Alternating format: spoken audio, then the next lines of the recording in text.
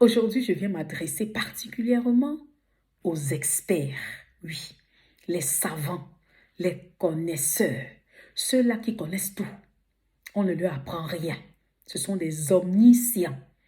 Ils connaissent le pourquoi de chaque chose, le comment, la fin, les résultats. Ces personnes-là qui ont des réponses, les réponses à toutes les questions, qui ont les solutions à tous les problèmes. Ces personnes-là qui se voient elles-mêmes comme des modèles et des exemples à suivre dans tous les domaines parce qu'elles réussissent dans toutes leurs voies. C'est à vous là que je viens m'adresser. Oui, nous vivons dans un monde où l'expertise est demandée. Il faut développer son skills, il faut avoir de la connaissance. C'est une très très bonne chose que de se former. Mais cela devient mauvais, bien aimé, lorsque c'est l'intelligence humaine qui est propulsée au devant. Lorsque c'est la sagesse humaine qui est célébrée, qui est élevée, qui est applaudie, et Dieu qui est le donateur de la sagesse et l'intelligence est mis à part, est mis de côté, est relégué au dernier plan, est ignoré. Cela devient, bien aimé, une abomination. Des personnes qui aujourd'hui, par leur comportement, par leur dire, frustrent beaucoup d'autres. Mon foyer, c'est comme ça qu'il fonctionne. Voilà, chez moi, c'est comme ça. Voici comment je gère mon mari. Mon mariage, je le gère comme ça. Et ça marche. Mon mariage réussit. Parce que moi, je fais ci. Parce que moi, je fais ça. Ah, le mariage de Jeannette a échoué. Eh bien, c'est parce qu'elle a manqué de faire telle chose. Ah, le mariage de Paul a échoué. Eh bien, c'est parce qu'il a fait ci, ce qu'il n'aurait pas dû faire. Ah, ce sont des gens qui connaissent les rouages, qui ont la technicité de tout. Et du coup, d'autres femmes se sentent frustrées.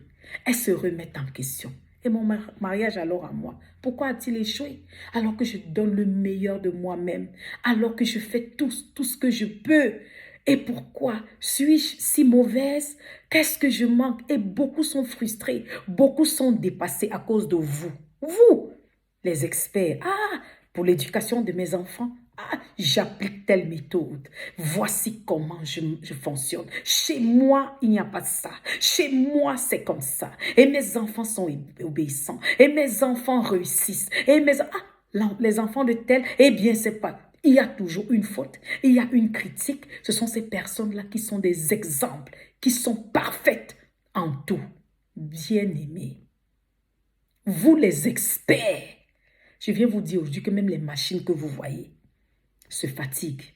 Parfois arrêtent de fonctionner sans avertir l'homme. Les machines, combien de fois les hommes que nous sommes, Dieu même se repentit une fois d'avoir créé l'homme à cause de la méchanceté dans le cœur de l'homme.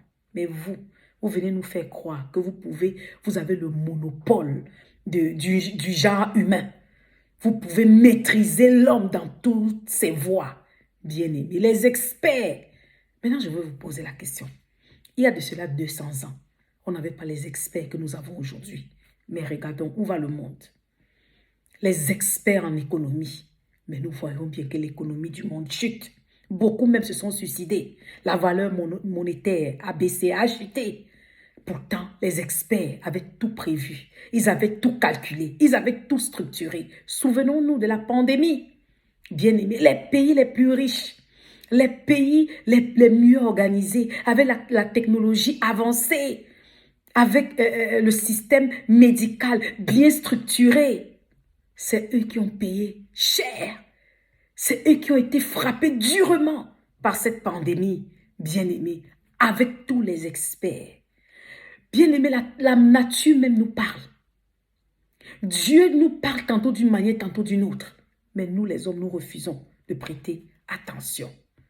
Mais des gens se lèvent, des experts en ci, des experts en ça. Je viens aujourd'hui vous parler de cette histoire qui est écrite dans Luc 5, verset 4.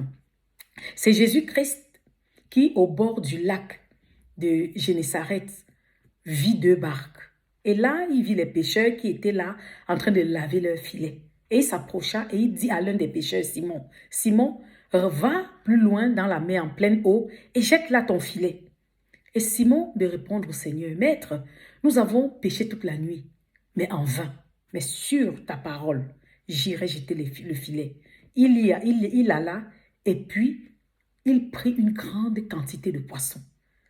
Les poissons étaient si nombreux qu'il était obligé d'appeler les compagnons de l'autre barque pour venir les aider à pouvoir ramasser les poissons. Et les poissons remplirent les 2 barques. Vous voyez, bien-aimés, Simon, lui, expert en la matière. D'ailleurs, je viens vous dire si c'était chez nous.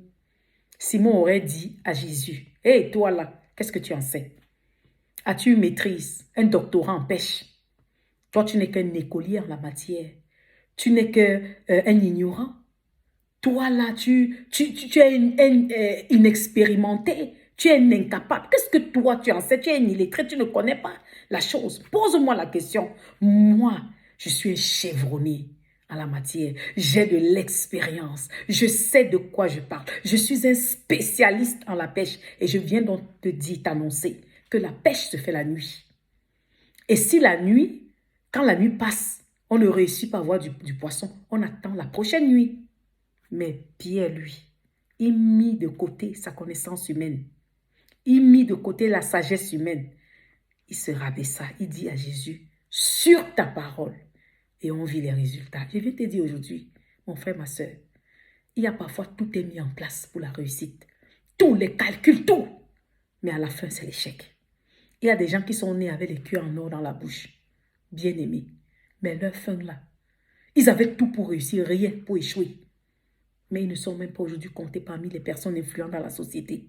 Beaucoup même sont des mendiants, sont des mendiants ou des clochards dans la rue. Oui, je viens te dire ça. Vous qui êtes des experts, je viens te dire, parfois peut-être tu es là où tu es. Tu n'avances pas parce que tu t'appuies sur toi-même. C'est toi qui es propulsé. Si seulement tu as une dose d'humilité, si seulement tu fais comme Pierre, tu vas voir les portes s'ouvrir devant toi. Parce que devant Jésus-Christ, même les lois de la nature perdent leur pouvoir. Il est écrit que devant Dieu, la connaissance, la sagesse humaine, tout cela, ça n'a pas de valeur. Bien-aimé, il est écrit dans Deutéronome 8, verset 17, « Garde-toi de dire en ton cœur, c'est par ma force, c'est par ma puissance que j'ai acquis tout ce que j'ai. » Non, même Salomon le comprit plus tôt. Il comprit que dans une course, la victoire n'appartient pas au plus rapide, au plus habile, au plus agile, non, mais à celui-là qui a la faveur de Dieu. Parce qu'il y a des gens là dehors qui travaillent plus que toi. Mais ils n'ont pas ce que tu as. Il y a parfois, comme un puzzle, tu mets tout, ta marche, les cartes, chaque chose à sa place. Mais à la fin, l'image qui apparaît n'est pas celle attendue. Oui, bien-aimé, comment peux-tu expliquer que tu peux travailler fort et tu échoues à chaque fois? Pendant 10 fois, tu échoues, mais c'est à la 11e fois que tu réussis. Comment peux-tu expliquer ça? C'est pour te dire qu'au-delà du physique, il y a le spirituel. Dieu nous appelle aujourd'hui à garder notre place d'homme, à savoir que nous sommes limités dans le temps et dans l'espace, de savoir que l'homme est homme et Dieu est Dieu, et de ne jamais oublier de mettre le cachet de la grâce.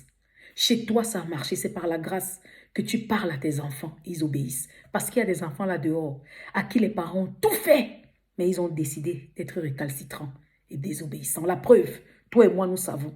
Ce n'est pas tout ce que nous avons fait que nos parents savent. Il y a des secrets que nous avons gardés avec nous. Nos parents, mais ils n'ont pas pu, ils ne maîtrisent pas tout de nous. Donc c'est par la grâce que ton foyer fonctionne. Parce qu'il y a des gens là dehors qui se plient en morceaux pour le bon fonctionnement de leur foyer. Mais le foyer se détruit toujours. Donc c'est par la grâce que ton foyer fonctionne. C'est ce que je veux te dire aujourd'hui. Il faut savoir que c'est la faveur de Dieu. Il faut savoir, oui, je peux apprendre de ton expérience, de ton témoignage. Oui, ton témoignage peut m'aider, mais ton témoignage ne peut en aucun cas être le modèle parfait à suivre, non. Parce que ça ne pourra pas marcher peut-être avec quelqu'un d'autre. C'est ça, mon frère.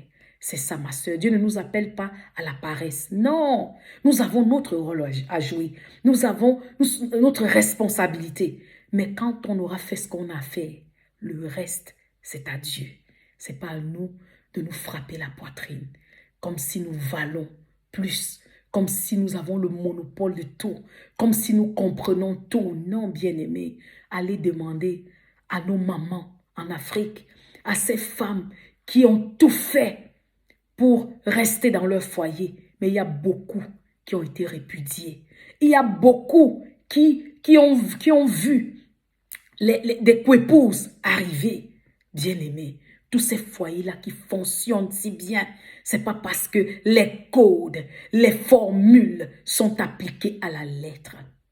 Oui, nous avons notre rôle à jouer, mais le cachet de Dieu, sa grâce, c'est ce qui vient concrétiser, c'est ce qui vient nous donner la force d'avancer, la force de réussir. Je finis ce message en vous partageant, bien-aimés, le témoignage de cet homme de Dieu, bien connu. D'ailleurs, c'est lui-même qui fait son témoignage partout où il va.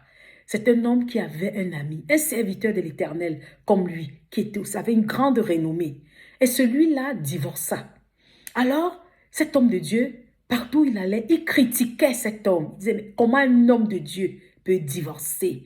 Comment un homme de Dieu a failli, a échoué dans son foyer? Pourtant, il est dit, pourtant, il est écrit. Et un jour, c'est le Saint-Esprit qui le réprimanda et lui dit, écoute, tu ferais mieux de te taire parce que cet autre homme de Dieu, il fit tout pour la bonne marche de son foyer. Il pria, il jeûna, il demanda l'intervention divine. Mais sa femme, dans son cœur, était décidée à partir, décidée à divorcer. Que ce que cet homme endura dans son foyer, toi, tu ne l'as jamais vu. Donc c'est par la grâce que ton foyer calme. Et cet homme de Dieu se repentit. D'ailleurs, c'est lui-même qui partage son témoignage. Vous voyez, bien-aimés, il n'y a que Dieu pour sonder les cœurs et les reins des hommes. Je viens aujourd'hui te dire que chaque personne est unique, chaque foyer est unique, chaque enfant est unique. Et les situations aussi, elles peuvent apparemment se ressembler, mais pourtant, dans le fond, elles peuvent être très, très différentes. Regardons l'exemple de Pierre, qui était un expert en la matière, mais devant Jésus-Christ, il se rabaissa, il s'humilia pour apprendre de Dieu. Je viens te dire aujourd'hui que la révélation divine viendra te donner ce que tu as cherché depuis longtemps, viendra ouvrir les portes qui étaient jusqu'ici fermées. Oui, ce qui ne te réussissait pas avec la révélation divine te réussira dans le nom précieux de Jésus-Christ de Nazareth. Sois béni abondamment.